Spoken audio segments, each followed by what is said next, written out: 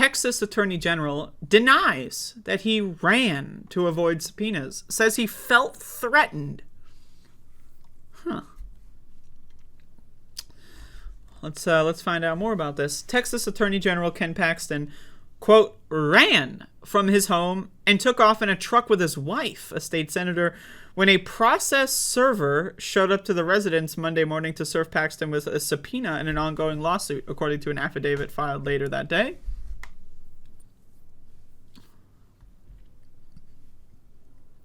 This coffee is giving me a little reflux. The subpoena for Paxton's testimonies are part of a lawsuit filed in August by reproductive health groups looking to protect their ability to help patients access legal abortions in states outside of Texas, where performing nearly all abortions became illegal following the Supreme Court's... I mean, that's not true. They did that bounty law, which essentially illegalized all abortions, and that was last year. So I'm just throwing that out there. A little bit of misinformation in the Washington Post. On Monday evening, Paxton addressed the process server's claims, writing on Twitter that earlier in the day, he had been avoiding a stranger lingering outside my home and was concerned for his and his family's safety. Oh, there's a stranger lingering. What the fuck does that mean? This is a ridiculous waste of time, and the media should be ashamed of themselves, Paxton wrote in response to the Texas Tribune, which earlier reported the story. Quote, all across the country, conservatives have faced threats to their safety. Many threats that received scant coverage or condemnation for the mainstream media. You know, threats. Sounds like, the people calling in bomb threats to children's hospitals. But, Ken Paxton doesn't call in bomb threats, at least that we know of. But let's talk about threats again. Okay, so Ken Paxton directed the Child Protective Services in the entire state of Texas to harass and threaten and stalk anyone that has any transgender person in their family. If you're a transgender parent and you are raising a kid, you will be stalked by Child Protective Services. If you are a parent and you have a transgender kid, doesn't matter how old they are, you will be stalked by Child Protective Services and they will try to steal your kid. Ken Paxton directed that. Ken Paxton is the architect of that policy. And now he's going to cry about people, oh, I'm being stalked. I'm being stalked. Paxton's office did not immediately respond to a request for comment from the Washington Post late Monday. A representative for Paxton's wife, State Senator Angela Paxton, did not immediately respond to a request for comment.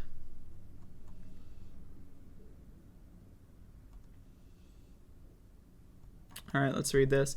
In the affidavit signed and filed on Monday, process server Ernesto Martin Herrera said that he arrived at Paxton's residence in McKinney around 8:30 a.m., parking on the street in front of the house, seeing the silhouette of a man in the living room.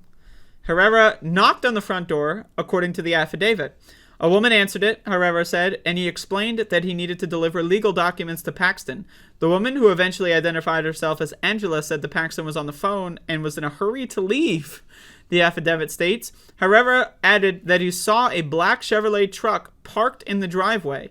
He could not immediately be reached for comment Tuesday morning. So let me get this straight. You're afraid for your life. Right? Someone knocks on the door. They say, oh, I need to deliver a legal document. Then you're... Okay, so unless in this guy's mind, like the radical left, the woke mob, is going to go up there with a clipboard and say, here's a subpoena. And then like, underneath the clipboard, they got a gun and then they shoot you in the head. Like, what? What? I don't know, man. Herrera said he went back to his car and waited, per my client's instructions, according to the affidavit. Around 9:20 a.m., he saw a different vehicle, a black Chevrolet Tahoe, drive up to the home and back into the driveway. About 20 minutes later, Herrera saw Paxton walk out of the garage, and he approached Paxton and called him by name. As soon as he saw me and heard me call his name out, he turned around and ran back inside the house through the same door in the garage. Herrera stated in the affidavit, emphasizing the word ran with bold type and an underline. Less than 10 minutes later, Angela, in quotes, emerged from the house and opened one of the truck's rear doors before getting into the driver's seat and starting the vehicle. Herrera said in the affidavit, Paxton then ran from his home to the truck.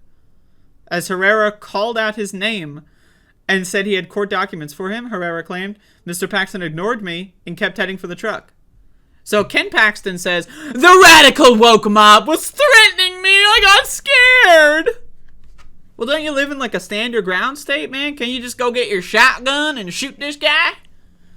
Why don't you go get your shotgun? Get that kid off my lawn. Instead, he runs away. He has his wife.